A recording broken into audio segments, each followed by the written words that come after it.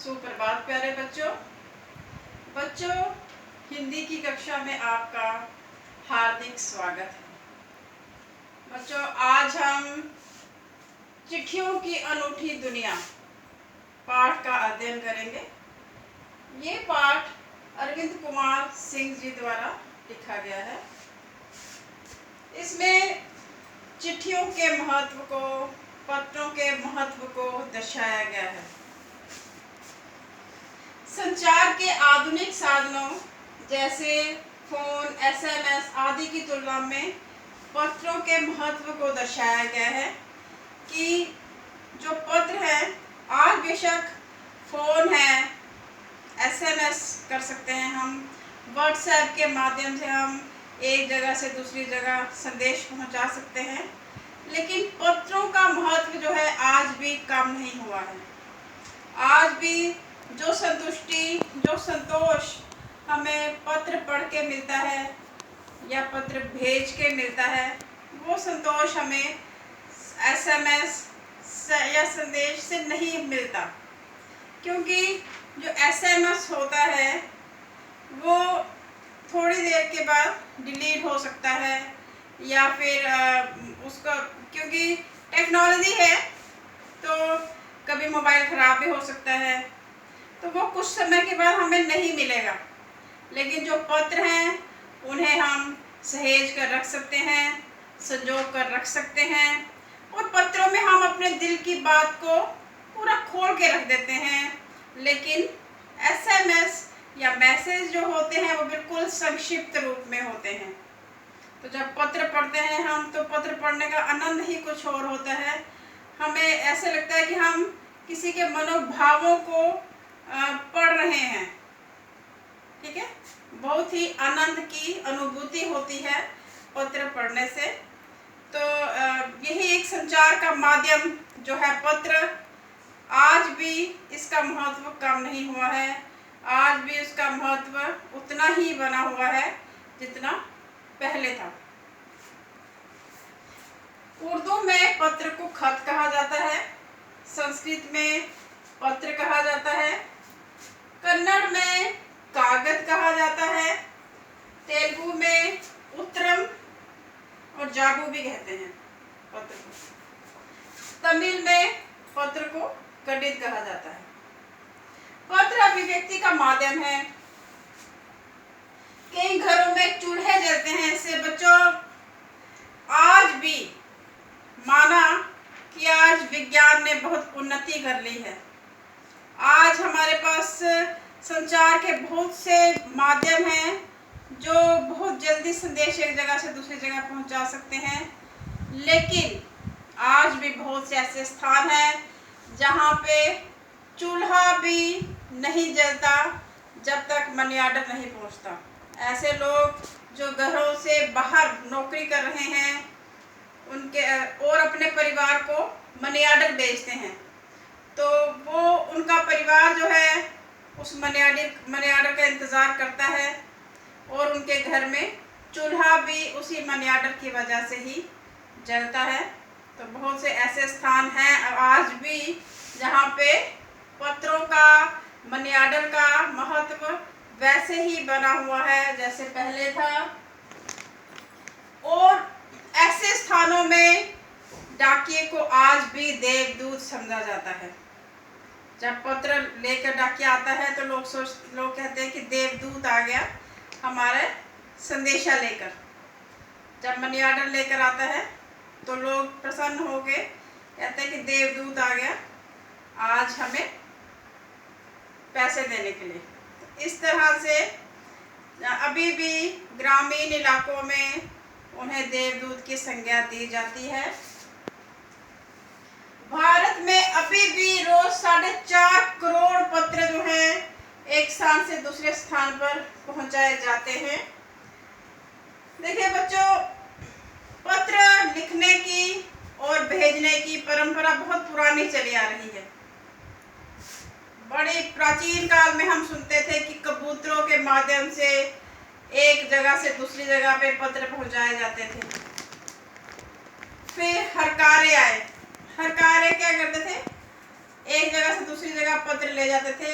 आदमी ही होता था एक, तो बाय हैंड पत्र ले जाता था और एक जगह से दूसरी जगह जाने में उसको काफ़ी समय लग जाता था, लेकिन वो पत्र लेके जाता था। राजाओं महाराजाओं का समय में ऐसा ही होता था, और उसको कई बार बहुत दिन लग जाते थे, महीने लग जाते थे, क्योंकि जाना है एक जगह से दूसरी जगह पैदल तो समय तो लगता ही है। उसके बाद तेज घोड़ों के माध्यम से जो मैसेंजर्स हैं, जो हरकारे हैं, वो एक जगह से दूसरी जगह जाने लगे, तो वो उससे थोड़ी जल्दी पत्र पहुंचने लगा। फिर पहिए का आविष्कार हुआ, और जो मालगाड़ी हो गई, या टांगे हो गए, या फिर बस हो गई, ठीक है, ट्रक हो गए, इनके माध्यम से जो है वो पत्र एक जगह से दूसरी जगह पहुंचाए जाने लगे, और उनकी वो जो गति है उसमें प्रभाव पड़ा। घोड़ों से जल्दी वो पत्र पहुंचने लगे। उसके बाद रेल का आविष्कार हुआ। रेल इंजन के बाद तो पत्र और भी जल्दी पहुंचने लगे, और फिर तार और रडार, इन्होंने तो दुनिया को बदल के ही रख दिया।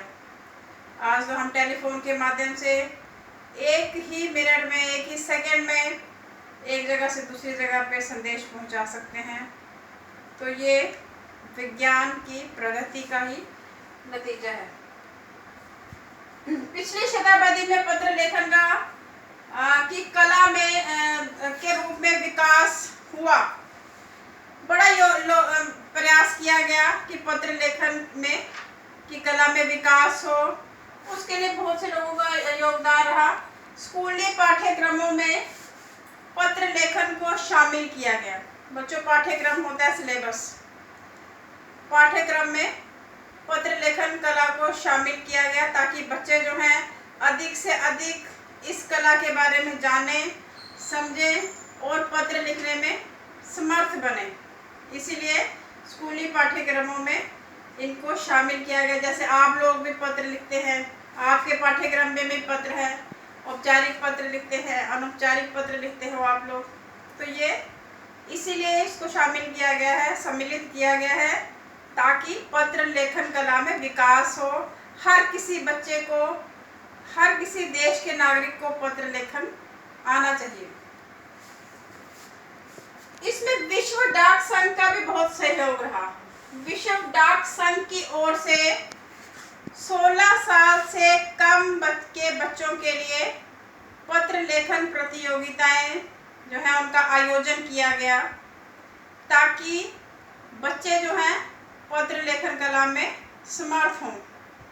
इसीलिए इस प्रतियोगिता का आयोजन किया जाने लगा। तो इसका आरंभ हुआ था 1972 से। 1972 से विश्व डाक संघ की ओर से पत्र लेखन प्रतियोगिता 16 साल से कम के बच्चों के लिए इसका आरंभ हुआ था। ये भी पत्र लेखन कला के विकास हेतु हुआ था। ग्रामीण दुनिया में पत्रों का अत्यधिक महत्व है। मैंने पहले भी आपसे बोला कि आज भी ग्रामीण लोग जो हैं उनके चूल्हे नहीं जलते जब तक उनके पास मनी ऑर्डर नहीं आता, ठीक है। आज भी वो लोग अपने जो प्रियजन हैं उनके पत्रों का इंतजार करते हैं। पत्र जो होते हैं अनुसंधान, वो हमारी विरासत के रूप में होते हैं। हम उन्हें विरासत के रूप में उन्हें संभाल के रख सकते हैं। SMS को हम संभाल के रख नहीं सकते, लेकिन पत्रों को हम अपनी विरासत के रूप में रख सकते हैं। पत्र हमारी धरोहर होते हैं। पत्रों पर अनुसंधान भी होते हैं। बच्चों, बहुत से हमारे देश के नेता, पंडित जवाहरलाल नेहरू, महात्मा गांधी, भगत सिंह, हमारे कवि हुए हैं, लेखक हुए हैं प्रेमचंद, सुमित्रा नंदन पंत, रविंद्रनाथ टैगोर, इन लोगों के पत्र आज भी अनुसंधान और अभी संग्रहालयों में रखे गए हैं। उन पर अनुसंधान हुए, उन पर रिसर्च हुए। आज भी संग्रहालयों में उनके पत्र सुरक्षित हैं, ठीक है। संग्रहालय क्या होता है? म्यूजियम्स। आज भी अगर हम म्यूजियम्स में देखें तो उनके पत्र जो है हमें सुरक्षित मिलते हैं। तो ये पत्रों के साथ ही ऐसा हो सकता है, एसएमएस के साथ, फैक्स के साथ या टेलीफोन के जो संदेश होते हैं उनको हम संभाल के नहीं रख सकते, उनको संजो कर नहीं रख सकते, उन पर अनुसंधान नहीं हो सकते और वो विरासत के रूप में नहीं रख सकते हम उन्हें। ठीक है, वो हमारे एसेट नहीं होते, वो हमारे विरासत नहीं, धरोहर नहीं होते, जबकि पत्रों को धरोहर की तरह संभाल के रखा जा सकता है। आज भी सैनिक, देखो आपने बहुत सी फिल्में देखी होंगी, जैसे बॉर्डर गाना सुना होगा आपने, चिट्ठी आती है संदेशा लाती है। बच्चों ये आज भी सैनिक जो हैं बड़े दूर दूर पहाड़ों में बैठे हुए हैं, जैसे कारगिल हो गया, वो भी बड़े बड़े पहाड़ी इलाके जो हैं वहाँ पे सैनिक लोग आज भी पत्रों का इंतज़ार करते हैं और जब पत्र आता है उनके घर से तो उनका हृदय प्रफुल्लित हो उठता है। क्योंकि बच्चों बहुत सारे इलाके ऐसे हैं जहाँ फ़ोन नहीं लगता आज भी, लेकिन और फ़ोन में और पत्र में पता तो है कि ज़मीन आसमान का अंतर होता है। पत्र में तो पत्र लिखने वाला अपने मन के भावों को खोल के ही रख देता है, ठीक है ना। ठीक है, इनको संजो कर रख सकते हैं पत्रों को, लेकिन एसएमएस को संजो के नहीं रखा जा सकता, उनको संभाल के नहीं रखा जा सकता। महान हस्तियों के पत्र धरोहर के रूप में विद्यमान हैं आज भी। जैसे मैंने आपको बोला कि जैसे हमारे पंडित जवाहरलाल नेहरू जी, उन्होंने जेल में अपनी पुत्री के नाम पत्र लिखे थे। आज भी वो पत्र जो इंदिरा गांधी को उन्होंने लिखे थे उन पे पुस्तक बन गई और आज भी वे पत्र जो हैं हमारे लिए प्रेरणा का स्रोत बने हुए हैं। हम लोगों को भी उन पत्रों से प्रेरणा मिलती है, बहुत कुछ सीखने को मिलता है। जो सुझाव उन्होंने अपनी बेटी को दिए थे वो हमारे लिए भी प्रेरणा का स्रोत बन चुके हैं। वो संभव इसीलिए हो पाया क्योंकि वे पत्र जो हैं उन्होंने पत्र लिखे थे। अगर एसएमएस लिखे होते तो वो शायद अभी धरोहर के रूप में नहीं संभाले जा सकते थे। ठीक है, और हमारे जो महात्मा गांधी जी थे, महात्मा गांधी को राष्ट्रपति की उपाधि ऐसे ही नहीं मिल गई थी। उन्हें देश विदेशों से पत्र आते थे और पत्र लोगों को पता होता था कि वो तो भारत के किसी भी क्षेत्र में रहते हैं, उनको पत्र लोग लिखते थे तो सिर्फ बाहर लिखते थे महात्मा गांधी इंडिया, तो उनको पत्र पहुंच जाता था। बच्चों ऐसा इसलिए होता था क्योंकि वो एक महान हस्ती थे, उन्हें सारी दुनिया जानती थी, इसलिए लोग उन्हें सिर्फ लिखते थे बाहर महात्मा गांधी इंडिया और उन्हें पत्र मिल जाता था। क्योंकि वो किसी एक स्थान पे टिक कर नहीं रहते थे, वो सारे देश का भ्रमण करते थे। इसलिए अगर हम या आप लोग किसी को पत्र लिख रहे हैं तो उसमें बाहर पता लिखना जो है वो बहुत ज़रूरी होता है। और महात्मा गांधी जो हैं वो जब भी उनको कोई पत्र लिखते थे, लोग देश के विभिन्न भागों से पत्र आते थे, विदेशों से भी पत्र आते थे और वे हर पत्र का उत्तर देते थे। ये बहुत बड़ी बात है कि हर पत्र का उत्तर देना, लेकिन वो अपने हाथों से लिखते थे पत्र। कई बार तो इतना थक जाते थे पत्रों का उत्तर देते देते कि वो दाएं हाथ को छोड़ के फिर बाएं हाथ से लिखना, दो हाथ से लिखना शुरू हो जाते थे, क्योंकि महात्मा गांधी जी दाएं और बाएं हाथ दोनों से लिखने की क्षमता रखते थे। तो जब भी किसी को पत्र लिखना होता है तो पत्र में पहले तो बाहर जो है, जो आप अगर लिफाफे में डाल रहे हो यानी कि एनवेलप में, तो बाहर पत्र के बाहर आपने उसका पता लिखना है और साथ में वहाँ का पिन कोड लिखना होता है। और अगर आप ये भी पत्र भी जैसे बहुत से प्रकार के होते हैं, जैसे अंतर्देशीय पत्र होते हैं, फिर ये लिफाफे होते हैं जो एनवेलप होते हैं, उसके अलावा पोस्ट कार्ड होते हैं। तो पोस्ट कार्ड है वो सबसे सस्ता पत्र होता है और पोस्ट कार्ड जो है वो हमारे भारत देश में बहुत अधिक बिकता है, क्योंकि ग्रामीण लोग जो हैं वो इसे खरीदना पसंद करते हैं क्योंकि बहुत ही सस्ता होता है तो बच्चों, जब भी आपने किसी को पत्र लिखना हो तो वहाँ पे आप पिन कोड भी लिखते हो। पिन जो होता है ना, पिन का जो पूरी फुल फॉर्म होती है पोस्टल इंडेक्स नंबर। तो पोस्टल इंडेक्स नंबर जो है वो भी अपने आप में एक पता ही होता है, क्योंकि आम इंसान शायद इसको ना समझ सकता हो, लेकिन पोस्ट ऑफिस में सभी को पता चल जाता है कि ये पत्र कहाँ से आया है और कहाँ जाना है, और उसका उनको पता समझ आ जाती है। जब ये 6 अंकों का होता है, जो पहला अंक होता है वो राज्य के लिए होता है, कोड होता है राज्य का। अगले 2 जो होते हैं अंक वो उपक्षेत्र के होते हैं, और अंतिम 3 जो होते हैं वो उस जगह के होते हैं जहां से पत्र बांटा जाएगा।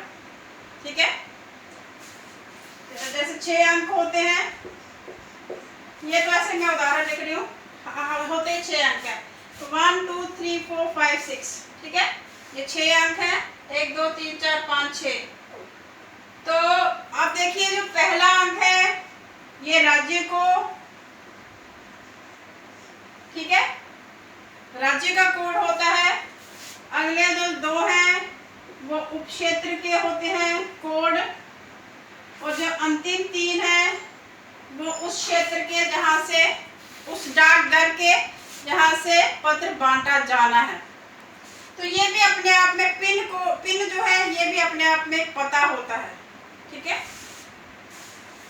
अब है आप किसी को पत्र लिखते हो, तो यदि आप बिना टिकट के पत्र भेजते हैं, ठीक है, एक लिफाफा होता है, एनवेल्प होता है, आप अगर उसको आप पता लिख देते हो, बिल्कुल अपने मित्र का या किसी सगे संबंधी का बिल्कुल सही पता लिखते हो, लेकिन पता लिखने के उपरांत आप उस पर टिकट नहीं लगाते, तो बच्चों अगर आप टिकट नहीं लगाते तो वो पहुंच जाता है जिसको आप भेजना चाहते हो, उस इंसान को वो पत्र मिल जाता है, लेकिन आपकी टिकट ना लगाने पर उस व्यक्ति को जिसे आपने पत्र लिख के भेजा है उसे टिकट से दुगनी कीमत जो है डाकिए को देनी पड़ती है।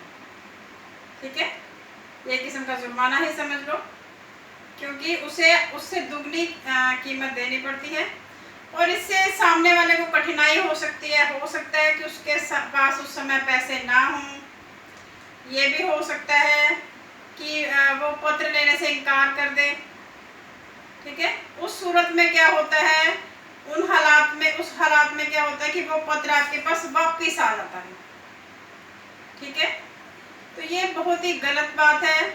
हमें टिकट लगा के ही पत्र भेजना चाहिए, ताकि सामने वाले को जिसको आप पत्र भेज रहे हैं उसको कष्ट का सामना ना करना पड़े, उसे जुर्माना ना देना पड़े, उसे कठिनाई ना हो, और कई बार जब वो नहीं देता तो वो आपको वापस आ जाता है, ये भी तो गलत बात होगी ना।